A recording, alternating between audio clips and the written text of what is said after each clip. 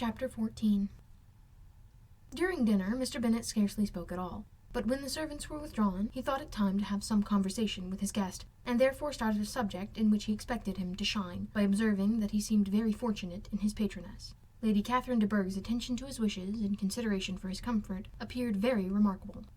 Mr. Bennet could not have chosen better. Mr. Collins was eloquent in her praise. The subject elevated him to more than usual solemnity of manner, and with a most important aspect, he protested that he had never in his life witnessed such behaviour in a person of rank, such affability and condescension, as he had himself experienced from Lady Catherine. She had been graciously pleased to approve of both the discourses, which he had already had the honour of preaching before her. She had also asked him twice to dine at Rosings, and had sent for him only the Saturday before to make up her pool quadrille for the evening.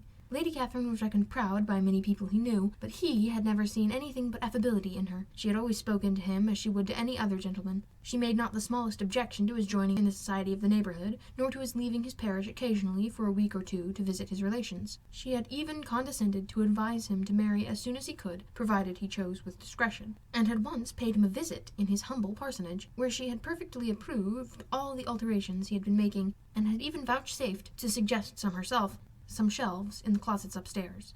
"That is all very proper and civil, I am sure," said Mrs. Bennet, "and I dare say she is a very agreeable woman. It is a pity that great ladies in general are not more like her. Does she live near you, sir?"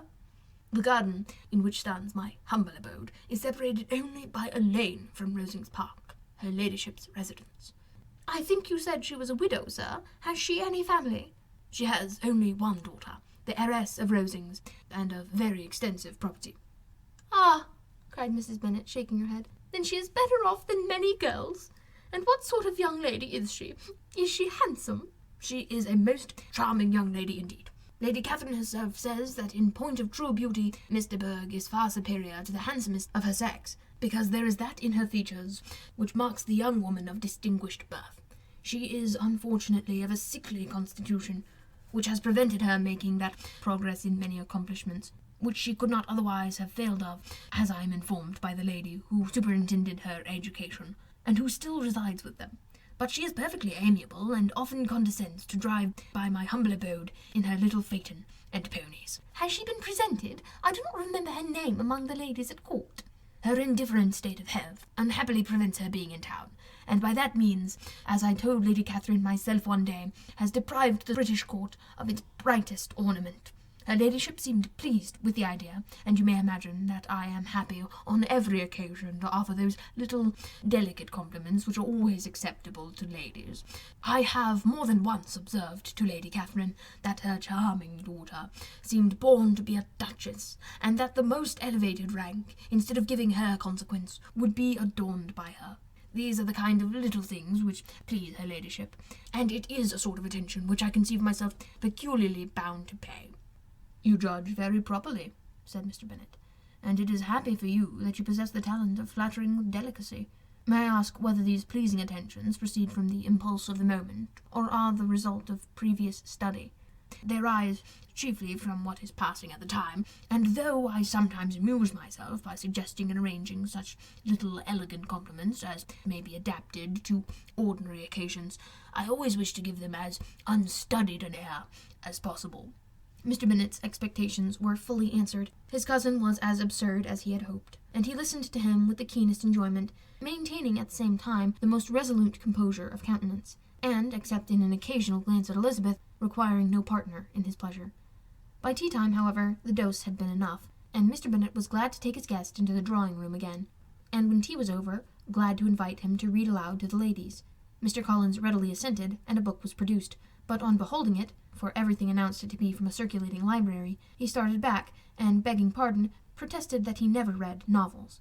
Kitty stared at him, and Lydia exclaimed. Other books were produced, and after some deliberation, he chose Fordyce's Sermons. Lydia gaped as he opened the volume, and before he had, with very monotonous solemnity, read 3 pages, she interrupted him. "Do you know, Mamma, that my Uncle Phillips talks of turning away Richard? And if he does, Colonel Forster will hire him. My aunt told me so herself on Saturday. I shall walk to Meryton tomorrow to hear more about it, and ask when Mr. Denny comes back from town." Lydia was bid by her 2 eldest sisters to hold her tongue, but Mr. Collins, much offended, laid aside his book and said, I have often observed how little young ladies are interested by books of a serious stamp, though written solely for their benefit. It amazes me, I confess, for certainly there can be nothing so advantageous to them as instruction. But I will no longer importune my young cousins." Then, turning to Mr. Bennet, he offered himself as his antagonist at backgammon. Mr. Bennet accepted the challenge, observing that he acted very wisely in leaving the girls to their own trifling amusements. Mrs. Bennet and her daughters apologized most civilly for Lydia's interruption, and promised that it should not occur again if he would resume his book. But Mr. Collins, after assuring them that he bore his young cousin no ill will, and should never resent her behavior as an affront, seated himself at another table with Mr. Bennet, and prepared for backgammon.